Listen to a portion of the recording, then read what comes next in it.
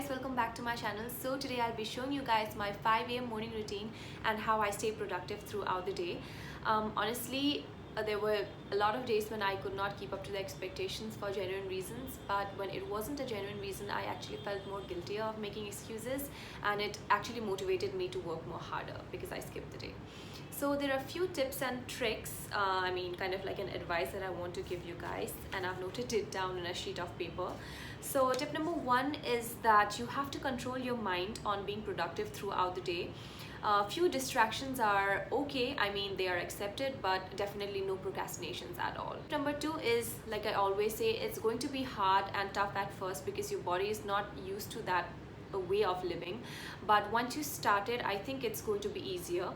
And just try to control your emotions, desires, and focus on just a particular thing at a particular time.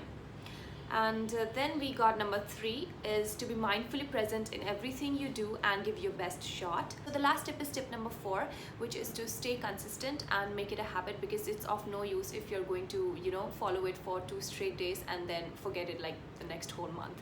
So just try to be consistent and make it a habit.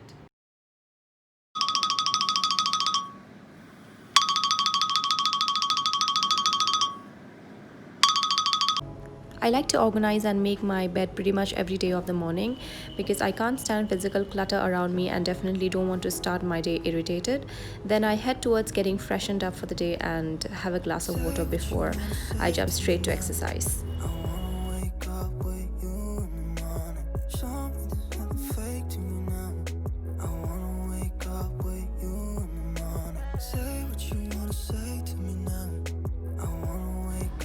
So I start my workout around 5:30 a.m. in the morning, and FYI, I exercise twice a day, once in the morning and once in the evening.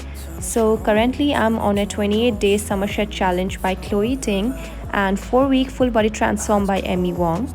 I have been following their workouts for about 3.5/4 months now, and has definitely helped me to evolve myself into a mentally and physically fitter person. However, it's not necessary to work out twice.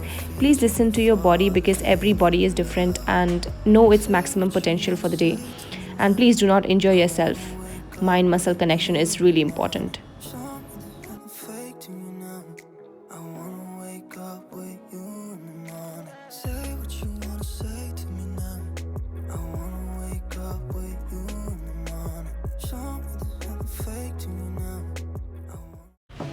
Number three is planning the tasks of your day.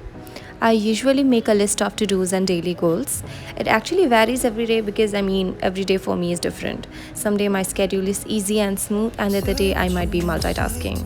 But maintaining a planner and organizing the tasks according to their priority has definitely helped it seem less complicated. Daily goals can be anything: quality time with family, optimizing digital time, no social media before sleep, or watering your plants. It could be anything small, but something that keeps you happy and satiated. I attend my online classes every morning at 8, and it finishes around 9:30 to 10 a.m.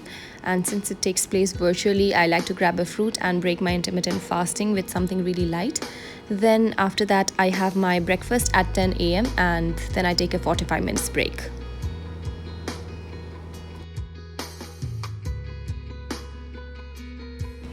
At 11, I start my French lessons and give it an hour every day.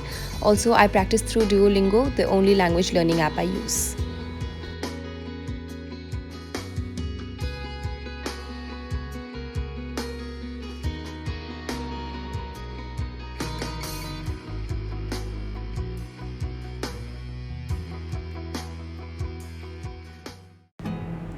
Next, I spend an hour preparing my YouTube content.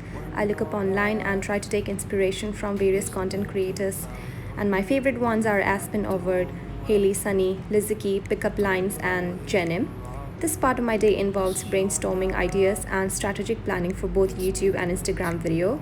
FYI again, this channel is an expression of myself. I don't think I'm going to be a full-time YouTuber later in the future. I have different goals and dreams, and starting a YouTube channel was just on my bucket list, which is now ticked off.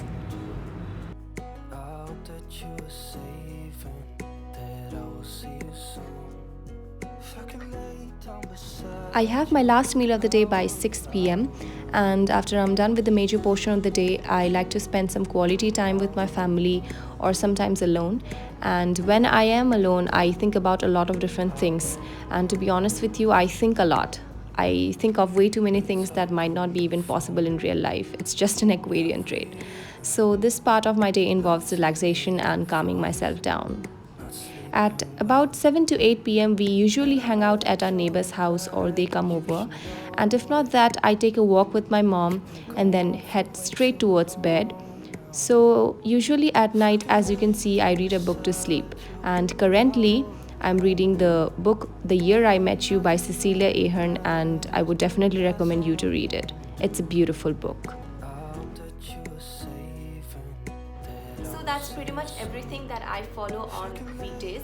And to be honest with you, it wasn't that tough for me because I've always been a morning person. So my last advice for you is to pick up at least 4 to 5 different things to keep yourself occupied. It can be a hobby, or it can be something that you have left in the past because it wasn't just the right time, or something that you want to develop as a skill in the future.